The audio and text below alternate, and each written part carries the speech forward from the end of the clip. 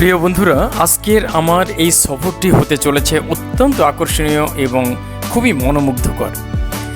বিশ্বাস না হলে আমার সঙ্গে থাকুন এবং আমার সঙ্গে পুরো সফরটি শেষ করে আপনারাই বলবেন যে সফরটি কতটা সুন্দর ছিল, কতটা সুন্দর জায়গা আমি ঘুরেছিলাম এবং আপনাদের এই জায়গাগুলো দেখতে কেমন লাগলো।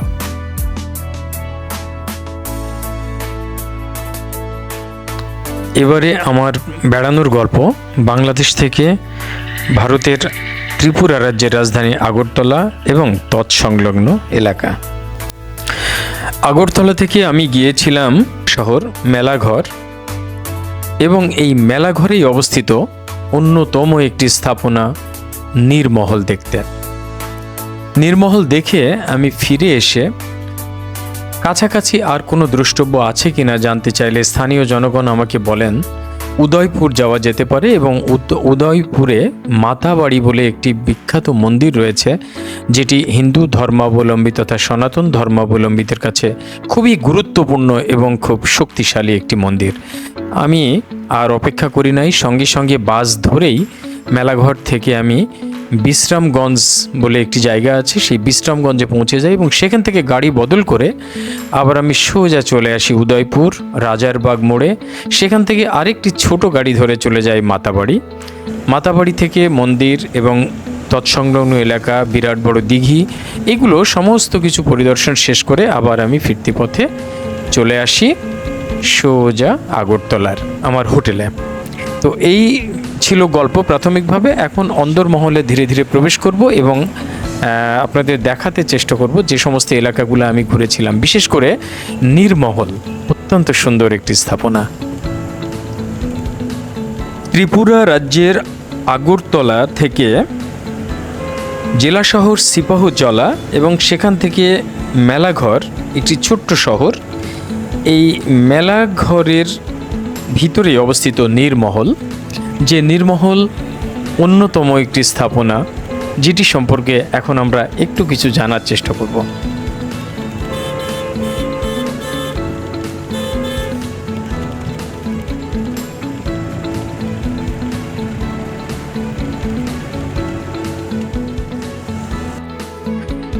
ত্রিপুরার রাজন্য স্থাপত্যের অপূর্ব নিদর্শন এই জলমহল। রাজস্থানের জলমহলের আদলে তৈরি এটি দেশি বিদেশি পর্যটকদের আকর্ষণীয় পর্যটন কেন্দ্র। প্রায় 5.3 বর্গ কিলোমিটার বিস্তৃত এই প্রাকৃতিক জলাশয়ের নাম রুদ্রসাগর, যার বুকে ভেসে আছে এক অপূর্ব কীর্তি। রাজাদের গ্রীষ্মকালীন অবকাশ কাটানোর জন্যই এই জলমহল তৈরি হয়েছিল।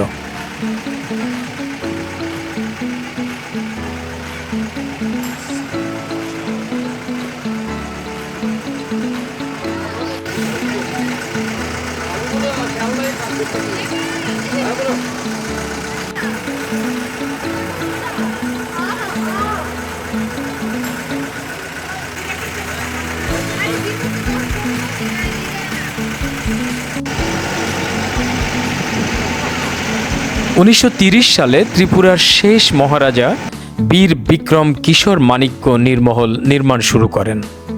1938 সালে অপরূপ শিল্প সুষমা মণ্ডিত এই স্থাপত্যটির নির্মাণ কাজ শেষ হয় এবং 1938 সালের 12ই মে এর উদ্বোধন করা হয়।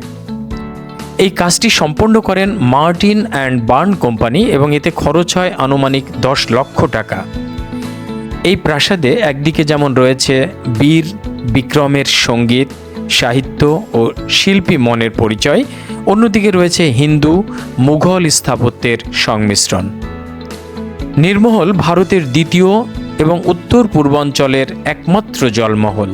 এই মহলটিতে রয়েছে 24টি কক্ষ, যথা রাজদরবার, নাচমহল, অন্দরমহল, অতিথিশালা, রাজা ও রানীর থাকার জায়গা, ওয়াচ টাওয়ার, সেনা ব্যারাক, জেনারেটর ঘর, রান্নাঘর, ফুলের বাগান, শৌচালয় ইত্যাদির সন্নিবেশেই এই মহল। মহলটি 1968 সালে রাজপরিবার কর্তৃক ত্রিপুরা সরকারের রাজস্ব দপ্তরের অধীনে স্থানান্তরিত হয় এবং রাজস্ব দপ্তর কর্তৃক 1978 সাল থেকেই তথ্য, সংস্কৃতি ও পর্যটন দপ্তর দ্বারা পরিচালিত হচ্ছে। পর্যটকদের থাকার জন্য ত্রিপুরা পর্যটন উন্নয়ন নিগম রুদি জলার পাশেই নির্মাণ করেছেন পর্যটক আবাস সাগর মহল।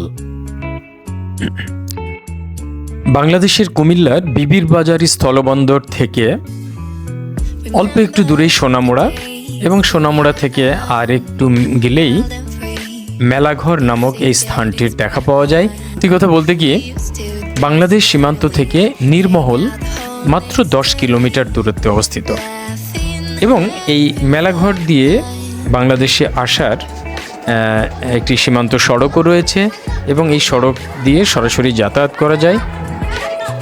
তাছাড়াও এই এলাকাটি প্রাচীনকালে, অর্থাৎ যখন ভারত বাংলাদেশ বিচ্ছিন্ন হয়নি, তখনও এটি বেশ উল্লেখযোগ্য একটি এলাকা ছিল, যেটা আমরা ইতিহাসের পাতায় অধ্যয়ন করে জানতে পারি।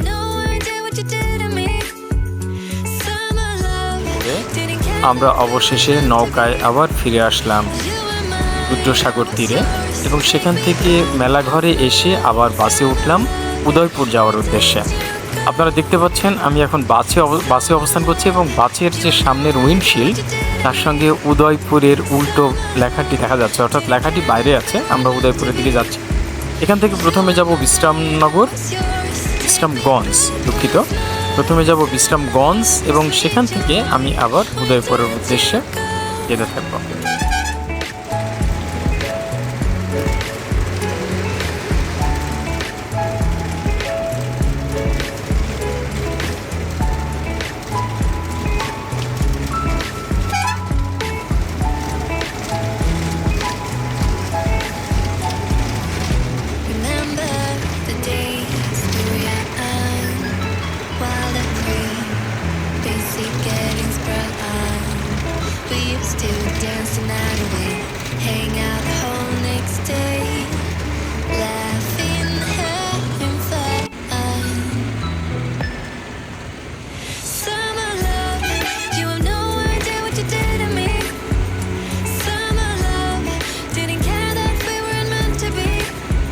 বিশ্রামনগর থেকে এই রাস্তাটি চলে গেছে উদয়পুরের দিকে। আমরা এখন সেই রাস্তা ধরে এগোচ্ছি। রাস্তাটা বেশ বৃক্ষরাজি পরিবেষ্টিত, চারিদিকে সবুজের প্রচুর ছড়াছড়ি, একটু জঙ্গল একটা ভাব আছে, বুনো একটা ভাব, কিছুটা টিলার মতো উঁচু নিচু বটে।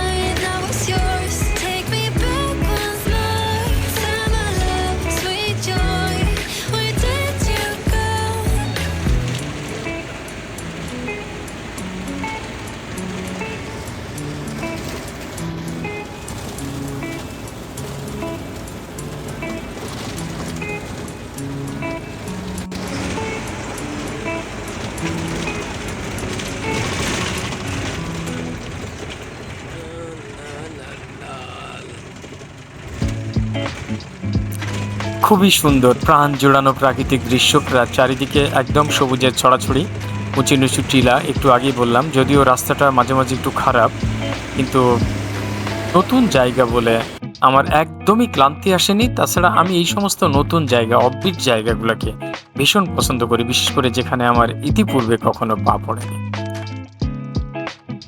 এটি গোমতী নদী, যে নদীর উপর দিয়ে আমরা যাচ্ছি। এই নদীটি বাংলাদেশের ভিতরে ঢুকে আসছে, কুমিল্লা অঞ্চলের ভিতরে। সেই গোমতী নদীর উৎস মুখের দিকের অংশটি এটি।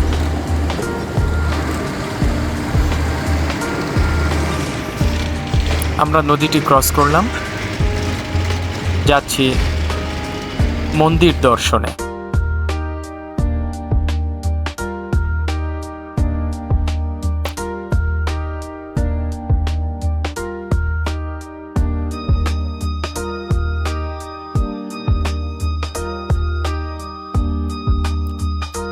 আমরা মন্দির চত্বরে পৌঁছে গেছি, এবং দেখতে পাচ্ছেন আপনারা মন্দিরের এলাকা বাইরে থেকেই বোঝা যাচ্ছে। এই মন্দির অত্যন্ত পবিত্র সনাতন ধর্মাবলম্বীদের কাছে, এবং তাদের মত অনুসারে এই মন্দিরটি অনেক শক্তিশালী। প্রচুর পুণ্যার্থী এবং দর্শনার্থী ছিল। আছে বিশাল বড় একটি পুকুর, আপনারা দেখতে পাচ্ছেন। এই পুকুরের পাড় দিয়ে অনেকক্ষণ হাঁটলাম, পুকুর পাড়ে বসে মানুষের আনাগোনা দেখলাম। খুব নস্টালজিক একটা স্মৃতি। যাই হোক, তারপরে সেখান থেকে আবার ফিরে আসলাম। ফিরে এসে আবার বাসে উঠলাম এবং ফিরছিলাম আগরতলার দিকে। আজকে যেহেতু আমি আগরতলাতেই অবস্থান করব, আমার ব্যাগ ট্যাগ রেখে গেছি হোটেলে, সুতরাং হোটেলের দিকেই আবার ফিরে আসলাম। আমি আগরতলা পৌঁছে গেলাম রাতের মধ্যেই। আমি যে হোটেলটায় থাকতাম তার পাশেই এই রাজবাড়িটির অবস্থান। ত্রিপুরার তথা আগরতলার সব থেকে উল্লেখযোগ্য যদি স্থাপনা বলি বা একটি আইকনিক বিল্ডিং বলি, সেটি হচ্ছে এই রাজবাড়ি, যেটি এখন মিউজিয়াম হিসাবে পরিচিত। মজার ব্যাপার হলো মিউজিয়ামে ছবি তোলা যায় না, আপনারা সবাই জানেন, আমিও জানি। এবং এই মিউজিয়ামের ভিতরে যা কিছু দেখেছিলাম তা পরের দিন, এদিন আমি ঢুকতে পারিনি, তখন রাত হয়ে গিয়েছিল। যে কারণে পরের দিন সকালবেলা আমি যখন বিমানে চড়ে সেখান থেকে আবার ফিরে আসি কলকাতার উদ্দেশ্যে, তার আগেই আমি যে সময়টুকু পেয়েছিলাম সেই সময়টুকুকে পূর্ণ মাত্রায় কাজে লাগিয়েছিলাম এই মিউজিয়ামটি দেখার জন্য। এবং মিউজিয়ামের ভিতরে অন্যান্য অসংখ্য আঞ্চলিক স্থাপনা, আঞ্চলিক বিশিষ্ট বস্তু বা তাদের ইতিহাস ঐতিহ্য থাকা সত্ত্বেও আমার কাছে সবথেকে যেটি আকর্ষণীয় লেগেছিল সেটি হলো বাংলাদেশ কর্নার। মুক্তিযুদ্ধের সময় মুক্তিযোদ্ধারা সেখানে স্থান পেয়েছিল এবং বাংলাদেশিদের যথেষ্ট পরিমাণে সাহায্য করেছিল আমাদের ভারতীয় বন্ধুরা, আগরতলার বন্ধুরা। তাই তাদের উদ্দেশ্যে তাদের পত্রিকায় কী খবর ছাপা হতো, প্রতিদিন মুক্তিযুদ্ধ নিয়ে কি আপডেট থাকতো, এই সমস্ত বিবরণীগুলা স্থান পেয়েছে সেই মুক্তিযুদ্ধ কর্নারে। আমার ভীষণ ভালো লাগছিল। এই সেই রাজবাড়ির দপ্তরে আমি আমার এক বন্ধুকে খুঁজে পেয়েছিলাম আসামের। সেই বন্ধুর সঙ্গে সেই বন্ধু, তার পরিবার এবং অন্যান্যদের সঙ্গে এখানে অনেকগুলো ছবিও তুলেছিলাম পরের দিন আমি। এটি পরের দিনের ছবি, যদিও এটি ঐতিহ্যপূর্ণ মিষ্টির দোকান আগরতলার, খুব বিখ্যাত বন্ধুরা।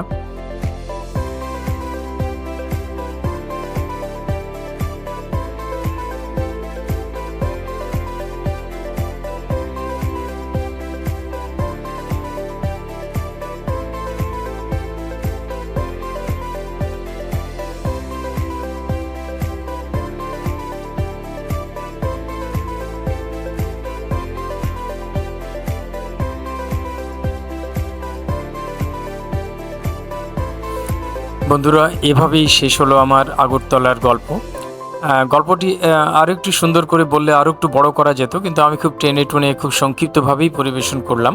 যাই হোক, এখান থেকে পরের দিন বিমানের টিকিট কেটে আমি সোজা চলে গিয়েছিলাম কলকাতা, এবং কলকাতা থেকে রাজশাহীতে এসেছিলাম আমি পশ্চিম পাশ দিয়ে, অর্থাৎ বেনাপোল বর্ডার দিয়ে। সেই গল্পটি আপনাদের এর পরবর্তী পর্যায়ে শোনাবো, এবং সেবার আমি ভিক্টোরিয়া মেমোরিয়াল, নন্দন সহ অন্যান্য জায়গাগুলো গিয়েছিলাম, সেই ছবিগুলো নিয়ে আসবো আগামী পর্বে। আপনারা আমাদের সাথেই থাকবেন আশা করছি। ধন্যবাদ সবাইকে। আর বন্ধুরা, আমার এই ভিডিওগুলো দেখার এবং উপভোগ করার অনুরোধ রইল আপনাদের কাছে। ধন্যবাদ সবাইকে।